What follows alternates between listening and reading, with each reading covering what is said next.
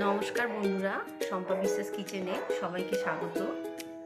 নতুন বছরে সবাইকে নববর্ষের শুভেচ্ছা। আর আজ নববর্ষে আজকে সবার একটা খুব পছন্দের রেসিপি গোলবাড়ির খাসির মাংস আবার একবার নতুন করে দেখাবো। খুব সহজভাবেই করবো, সবাই করতে পারবেন। চলুন তাহলে কীভাবে করেছি রেসিপিটা দেখে নেন। সবার প্রথম খাসির মাংসটাকে ম্যারিনেট করবো। ধুয়ে পরিষ্কার করে নিয়ে জলটাকে কিন্তু ভালো করে ঝাড়িয়ে নিতে হবে। টক দই,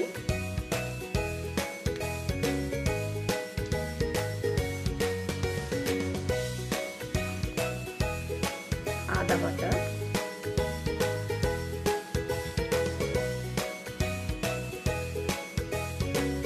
রসুন বাটা,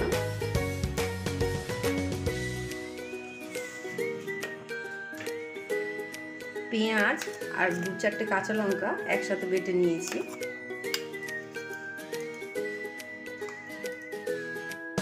স্বাদ মতো নুন। আমার এখানে মাংসের পরিমাণটা কিন্তু অনেকটা, 2 কেজিরও বেশি মাংস আছে, তো সব মশলা আমি একটু বেশি বেশি দিচ্ছি, আপনারা কিন্তু বুঝে দেবেন। লঙ্কার গুঁড়ো, ধনে গুঁড়ো, রং ভালো হবে বলে কাশ্মীরি লঙ্কার গুঁড়ো দিয়ে দিচ্ছি। সবকিছু মাংসের সাথে খুব ভালোভাবে মিশিয়ে নিতে হবে। এর মধ্যে গুঁড়ো হলুদটা আমি দিতে ভুলে গেছিলাম, তো সব মাখাতে আমার মনে পড়লো হলুদটা দেওয়া হয়নি। আপনারা যেরকম সব গুঁড়ো মশলার সঙ্গে হলুদটা একসঙ্গে দিয়ে দেবেন।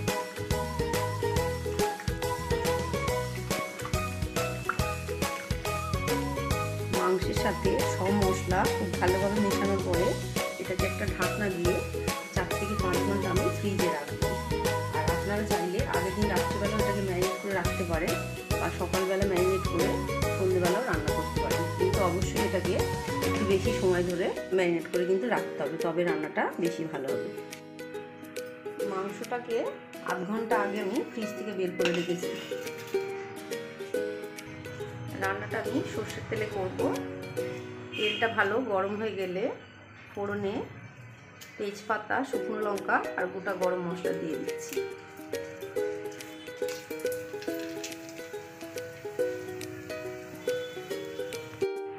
আর একটু চিনি দিয়ে দিলাম।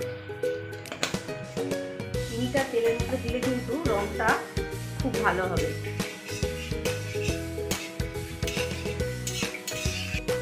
ফোড়নে ভালো গন্ধ বেরোলে পেঁয়াজ দিয়ে দিচ্ছি।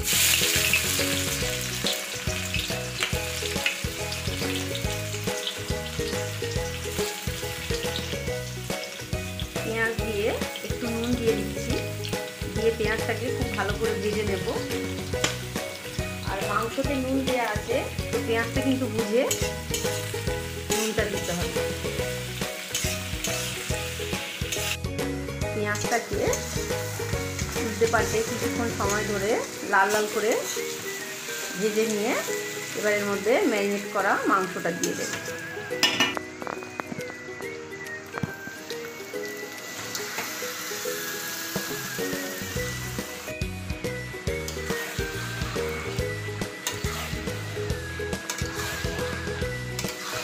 উল্টে পাল্টে খুব ভালোভাবে পেঁয়াজের সঙ্গে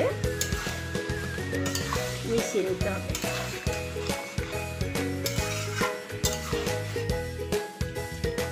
তেলের মধ্যে 2-3 মিনিট মাংসটাকে উল্টে পাল্টে কিছুক্ষণ একটু কষিয়ে নিয়ে এবার আমি এটাকে ঢেকে দিচ্ছি।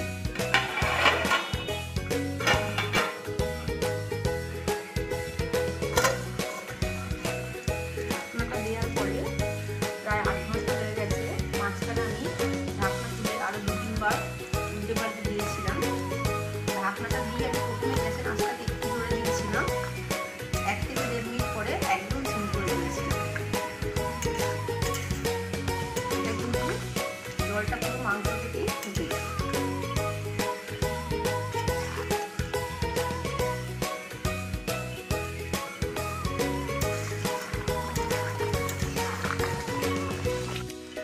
এর মধ্যে কাঁচা লঙ্কা, গুঁড়ো লঙ্কা দুটোই দেওয়া আছে। আমি একটু গোলমরিচ গুঁড়ো দিচ্ছি। ঝালের স্বাদ কিন্তু অবশ্যই আপনারা বুঝে দেবেন। গোলমরিচ দিলে একটা সুন্দর গন্ধ হবে।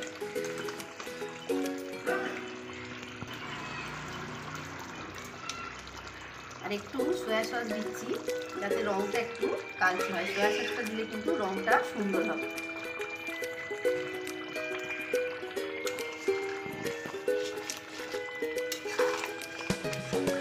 পেঁয়াজও কিন্তু একদম গলে গেছে, মাংস প্রায় অনেকটাই সেদ্ধ হয়ে গেছে। একটু ভালোভাবে মিশিয়ে নিয়ে আবার এটাকে গ্যাসের আঁচটাকে একদম আস্তে করে আবার কিছুক্ষণের জন্য রেখে দেবো।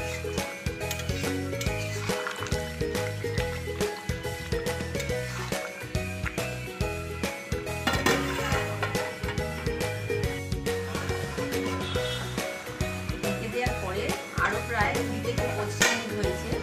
আমি মাঝখানে আরও দুবার ঢাকনা খুলে উল্টে পাল্টে দিয়েছিলাম। যখন ঢাকনাটা খুলে নাড়াচাড়া করছিলাম তখন কিন্তু গ্যাসের আঁচটাকে একটু জোরে দিয়েছিলাম, আবার ঢাকা দিয়ে একদম সিম করে দিচ্ছিলাম। মাংসটা খুব ভালো কষা হয়ে গেছে।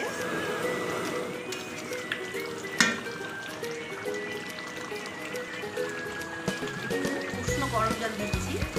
জলটা কিন্তু একটু উষ্ণ গরম করে নিলেই ভালো হবে। যতটুকু তার গ্রেভি প্রয়োজন জলটা বুঝে দিতে হবে।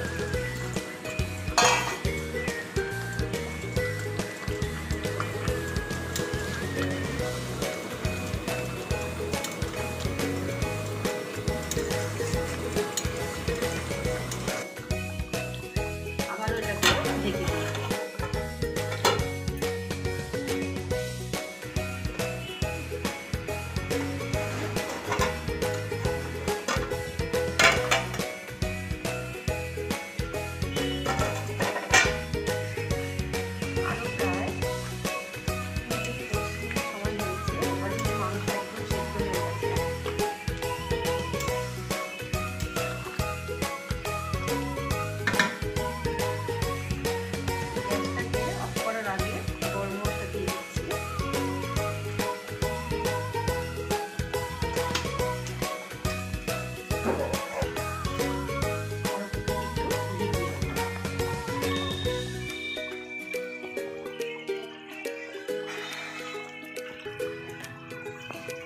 গরম মশলা দিয়ে উল্টে পাল্টে মিশিয়ে নিতে হবে।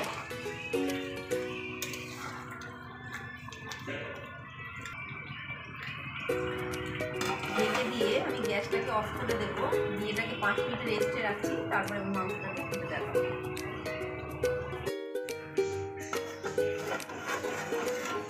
5 মিনিট রেস্ট হয়ে গেছে।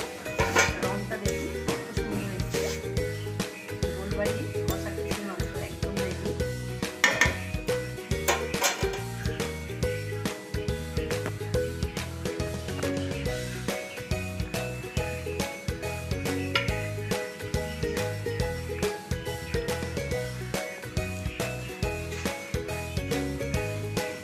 গোলবাড়ির কষা খাসির মাংসটা দেখতে যেরকম দারুণ লাগছে, খেতেও কিন্তু দারুণ।